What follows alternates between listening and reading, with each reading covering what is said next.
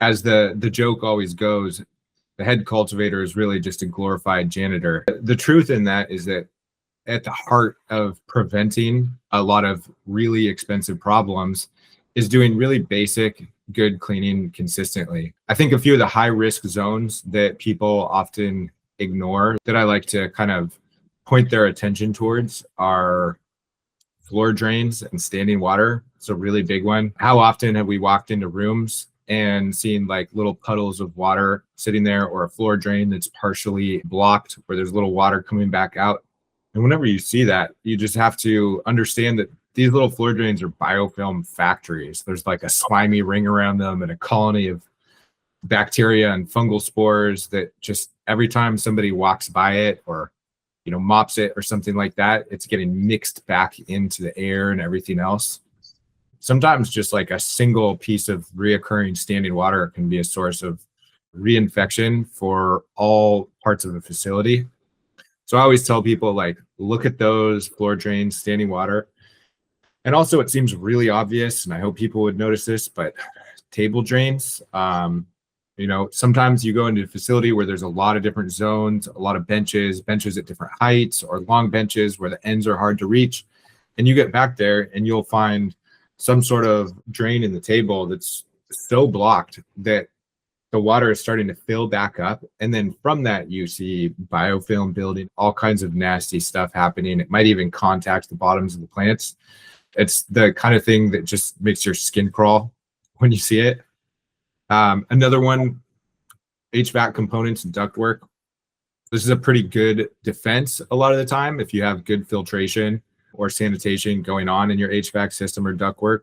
But on the flip side, if you don't, then it's just a constant source of blowing spores and pathogens around in the grow room. And I think a lot of people don't look at that as a normal source of problems. So it just is underrated as a potential cleaning hazard. And how many people have SOPs for like regularly checking their HVAC ducts?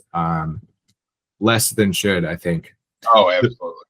Yeah. The really obvious one is like irrigation lines and reservoirs, doing the cleanings there. We've talked about this a lot in other times, so won't go into it too deeply, but those have to stay clean. And then also like right around door thresholds. This is like often your entry and exit point to a room from another room. So it's an important point of reducing cross-contamination, just like from walking across the door threshold. Some facilities will have like little pads with sanitation chemicals that you can walk through, but it's also like the door handles themselves. It sounds a little over the top, but hands are a major vector for transmitting all sorts of different things. And there's lots of facilities where somebody will go in one room, touch plants, go into another room, touch plants, or touch a doorknob and not really think about it all that much. So there's a lot of places here where it's a physical location or part of the facility that might be ignored sometimes for cleaning. And then outside of that, we also have all of like the shared tools and equipment that might be transferred between plants or between rooms that can be major pathogen risks. So when you walk into a facility, what do you see? What are the first things that you're looking for a lot of the time? And where do you think people are really dropping the ball the most? Yeah, so generally a lot of what you're talking about is great and people do overlook it, and these are the things you could see right in front of your face. Being an outside point of view coming in, I try to spend the majority of my time kind of looking for those hidden variables. And you mentioned a great one, like the floor drains. You're walking over those when water splashes into them, spores are getting pushed into the air. Those are overlooked so often, yet like there's a very easy solution to keeping them clean. So we will take a look at a floor drain. It'll be hard to reach. They can't spray in there often. We'll simply just put some chlorine pucks on the high side and low side of the drain. Every drop of water that goes into these drains is now sterilizing it as it passes through. You just check on those pucks every couple weeks until you see how long they last and then kind of replace them. I've gone into facilities that had massive TYM failure for months, and we actually traced it back to the floor Zamboni. Believe it or not, they were going in the room with this device. The brushes were not being maintained and cleaned on it. And like how you mentioned, spores getting pushed into the air, bacteria being airborne. They were honestly going in and spinning the bacteria in the air at however many RPM. I was in this facility for a few hours trying to track down. Everything was very clean. Towards the end of the day, I watched a guy walk down the hallway with the floor Zamboni, which I always see as a common practice. But then he hung a left and went into a room with it. And I was like, so we took samples from the bottom of that brush. I mean, and it was digging for 100,000 counts of bacteria. Like, I don't want to scrub a dish with a really dirty sponge. Same thing when it comes to cleaning your floors. I know everyone wants to save as much money as possible, but replacing those brush heads on the Zambonis, swapping out the mop heads, making sure that the tools that you're using are being sanitized every day to where, like Tyler said, you're not cross-contaminating things. Mini splits are a huge one. That is the exact environment that bacteria and mold wants to grow in. Maybe when it's on, it's a little bit cold for them to want to do anything, but once it shuts off, generally the moisture condensates inside the unit and it just becomes a breeding ground. And again, now you have a flywheel that's spinning in your dry room, launching bacteria at your drying flour. You're surely going to fail. So we've gone into facilities where we pulled the flywheels out of the mini splits, thought we were going to rinse off a black flywheel, and the flywheel was actually orange. It was caked in so much mold that we thought the plastic was black. And cleaned out the 5 mini splits in the dry room, immediately started passing testing. I don't think that any of these tasks that are holding back your revenue or your passing tests, I don't think any of them are hard. I'm a big advocate that most of the tasks we do in life are pretty easy, but we just need to be able to identify them in order to mitigate them. For a lot of cleaning related issues, they can go on for a really long time without anything bad happening, or they can be skipped for a really long time without anything bad happening. This can happen in your pipes where biofilm is slowly building up over time and everything's working just fine. You're like, yeah, our processes are good. We have many months with no problems. But really, you can have a hidden problem that doesn't have any observable sort of consequences up until the point it does, when biofilm hits a certain point where it starts breaking off into the system, clogging filters and emitters. And the same thing can happen for all of these other things, just water quality in general, filter maintenance, HVAC systems, all the stuff you're talking about. It's tricky because people can get away with skipping it for a while, think everything's fine, and then all of a sudden something starts to run off the rails. People feel like they're saving time and money. I think when they're, not doing some of that stuff consistently from the start. But from an investment perspective, you really have to calculate over the long term, what is the cost of prevention versus the cost of a problem or an outbreak. And I mean, the cost of prevention sometimes, for a large facility, maybe you have one dedicated sanitation person that's costing $40,000 or $50,000 a year. And it's just on top of all of this, it's like their sole responsibility. That's an extra cost for sure. But your potential cost of having a sanitation, janitorial related crop loss is $250,000 or more. So I think a lot of people are really just trying to save a little bit of dollars up front, and it ends up costing a lot of dollars on the back end.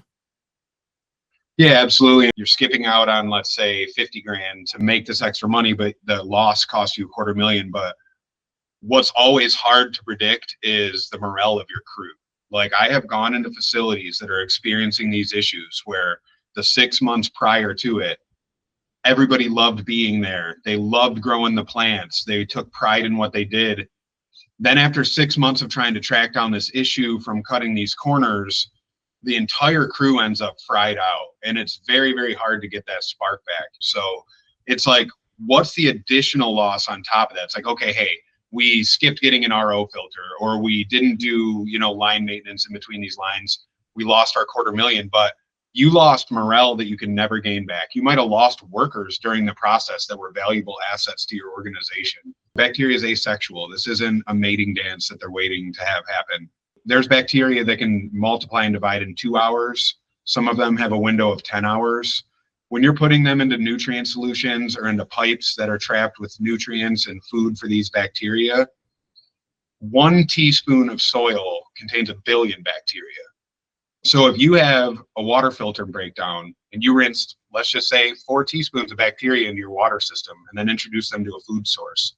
You know, 4 billion bacteria that can multiply and double every 2 to 5 hours. So I'll have people say, hey, this film grew overnight. This doesn't even seem realistic. And it's like, well, what if I told you that it was 1 trillion bacteria multiplying every 2 hours? So now your first multiplication is 1 trillion. Now you got 2 trillion bacteria multiplying in 2 hours, which is 4 trillion. You got 8 trillion. You will grow a head of mold on the top of a tank or on your table or in a floor drain in literally 12 hours. I just implore a lot of the growers to kind of get a little bit more into those studies. I think that $5,000 on the preventative maintenance to keep your facility clean would be a lot easier to spend when the people fully understood what they're defending against. And I think that's the biggest lapse, is not fully understanding what the threat is. Once you can put that in your eyes and understand, what are my threats? What are the potential losses of revenue that can be created from these threats? Those checks get signed really, really quick for those air sterilizers, for those mini split cleanouts, for the holding tank resets. I think it's very overlooked. So you visit a lot of facilities and you've seen some wild shit when things go wrong, but you've also probably developed a really good sense for walking into a facility when they're doing everything right. So what does that look like when you walk into a facility, and what kind of things do you notice right off the bat? I think the biggest thing, and I can almost tell you what the facility is going to look like before I get there.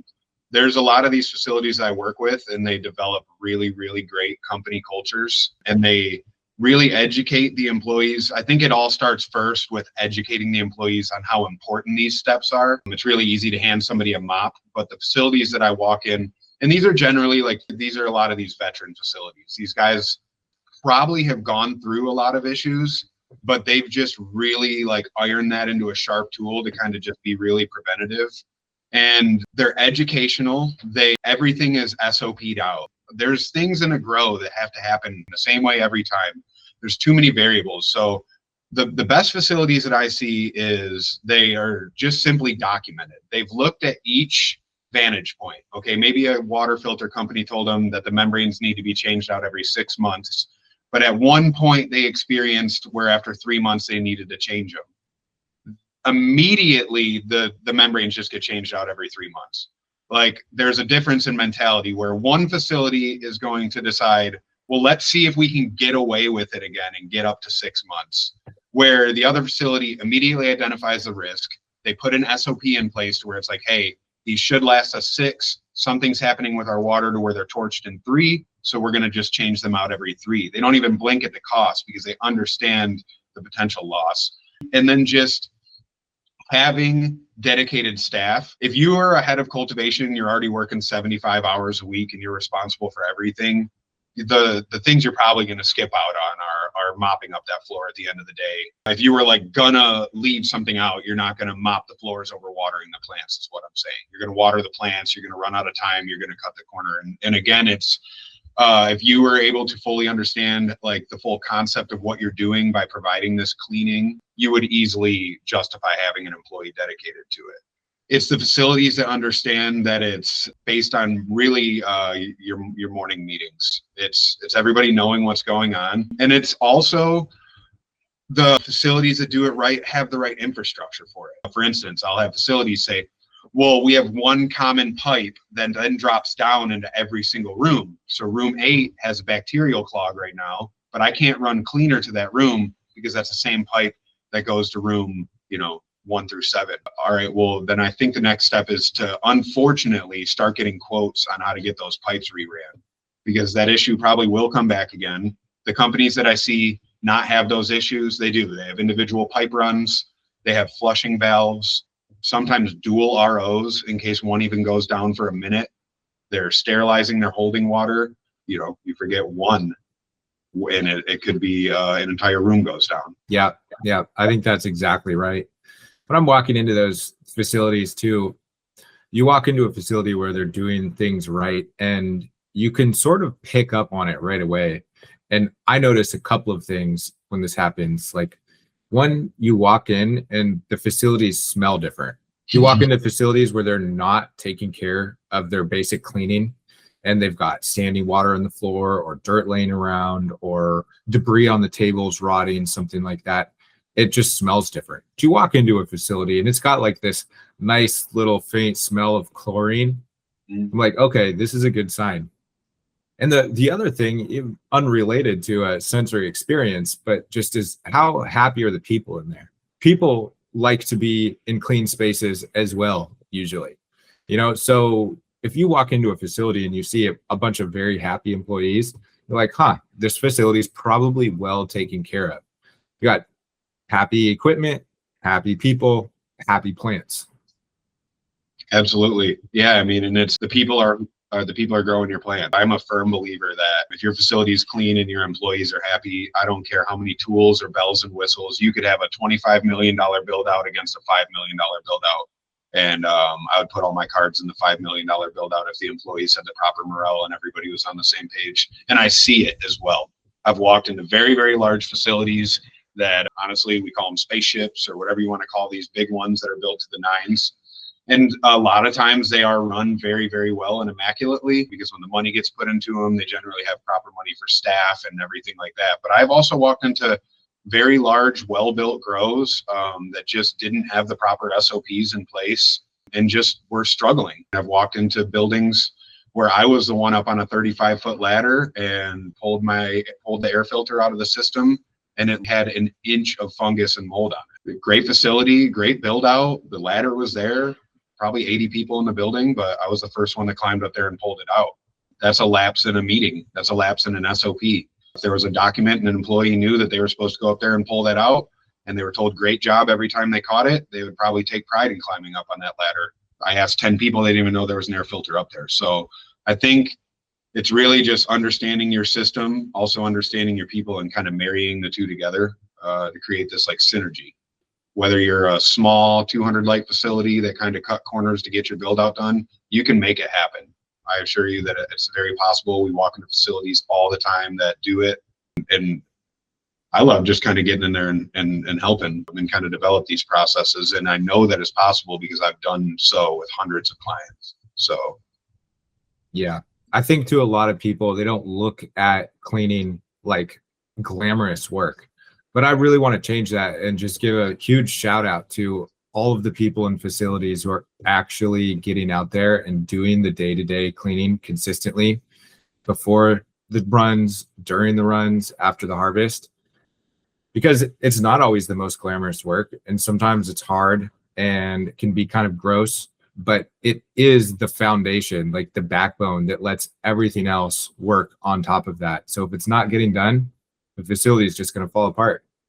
Absolutely. I walk into facilities and it's like my deepest handshakes go to the guys that are cleaning the place up and the maintenance guys. Like you said, it's not this like glamorous, glorified position. You're not like HOC or, you're not, the one holding up the cups when you win at Olympics or whatever you're doing. But the people that are growing the weed cannot do their jobs without a absolutely like really great person in that position. And I tell so many heads of cultivation, I'm like, look, man, at the end of the day, you're really high paid janitor and HR manager, and take pride in that, because that is how you grow really good weed over and over again, is having that good guy on your side. So yeah, shout out to everybody in there with a mop in their hand. If you don't think that your job is as glorious as others, you're probably the most important person in the building. So, raise a mop to all you guys out there for sure. For Front Row, we go into a lot of facilities that are having problems and they want to switch to Front Row. And during this onboarding process, we've learned to pay really close attention to cleaning because we want to come in with a clean slate. So, I go into facilities. I know you go into a lot of facilities to do this initial onboarding process. Sometimes we see some really wild stuff. So I'm just kind of curious, what do you think is one of the wildest, most egregious sanitation problems that you've seen when you walked in to do onboarding at a facility for the first time? I mean, I've had facilities where the water storage and the garbage were sharing a room. I mean, talk about your heart pounding immediately. Old cocoa, old plant material being kept near your water room or your nutrients. I've also walked into facilities that were under construction, and for whatever reason, the contractors piled up all of their equipment right next to the nutrient concentrates. That particular grow I was walking to wasn't using front row yet, but there was like 3 inches of mold on the top of every single drum. Just in general, just dirty water rooms. It's so one thing that I've like just had a lot of focus on lately, and it's something I'm actually trying to grasp a concept on. It's like, so we look at all these aspects of growing, right? And we're very particular on what genetics we grab. We're very particular on who we hire to grow, the fertilizer you choose. I mean, all these different variables. The kind of the two heaviest determining variables when even growing the plant are the water and the light. I believe that those are the two most overlooked variables in the industry. Just having guys that, you know, you walk into their water room, there is literal algae and mold growing in their holding water tank. There's mold in their concentrates. And then they, you know, explain to me that they don't need RO water. Kind of looks like it. But yeah, so I mean, like again, I think some of these things they're very obvious, but because a lot of these growers got away with it in the black market for so long, it's like, it's just hard to believe that it's that. Old plant material is going to break down and have bacteria on it. I mean, it's critical to get that out of the building, find a clean path to where it's not crossing through zones that could potentially be contaminated. How quickly you get your garbage taken out. Some of my best friends running facilities that their concentrates were growing fungus on top of them, and they were mixing them outside. Like outdoors is not clean. I think the probably the most outrageous, you know, things I've seen are more just like piles of cocoa and dead plant material, like sitting right next to nutrients, or even just near the door of a room. And then, you know, 3 months later, I get a call asking me how to solve the failure issues. It's again, it's like pharmaceutical grade. You know, there's got to be a path. I mean, I've designed grows where everything that came into the building went into a separate room that got sterilized with ozone. It had double doors, one door closed, the other one opened. I mean, we've had facilities that had equipment coming in that they had thought could be potentially contaminated, where everything was physically cleaned with a rag and bleach before it even got brought into the grow. And those facilities are just issue free. They've been running like that for 5 years. The real big thing is researching how quick bacteria can grow. What do you think your biggest nightmare you've seen while walking into a grow? Oh yeah, so during an onboarding, when we're getting ready to switch a facility over, I think one particular facility comes to mind. This facility this was a few years ago, they had at some point in time taken all of their dehumidifiers and decided that they were going to capture all the condensate water, which, you know, seems like a smart choice, right? So they had all of their dehumidifiers plumbed into condensate lines that would drop into a central reservoir. And then that reservoir being really, you know, low alkalinity water, nothing in it, they were using that to run their humidifier systems. So, but the problem was they didn't have any sanitation going on anywhere in this system, or if they did, it sure wasn't working. And so what they were seeing was like, or what I noticed coming in was pink gooey slime lining the tubes coming out of the dehumidifiers that were plumbed into this reservoir. And then the humidifiers themselves were plumbed into PVC that ran down rooms that had holes blowing out. And opening up this PVC and looking in it and looking in the humidifiers was this same like thick coating of pink slime. And no idea how long this had been going on, but it had clearly been just taking whatever bacteria and fungi that was colonizing all of these tubes and pipes and repeatedly just blowing it into the air again and again and again, harvest after harvest. So yeah, that was a pretty catastrophic find for onboarding a facility and triggered some pretty thorough cleaning and repairs. They were probably failing for TYM, and if you discovered it on your onboarding, that means they hadn't even discovered that variable yet.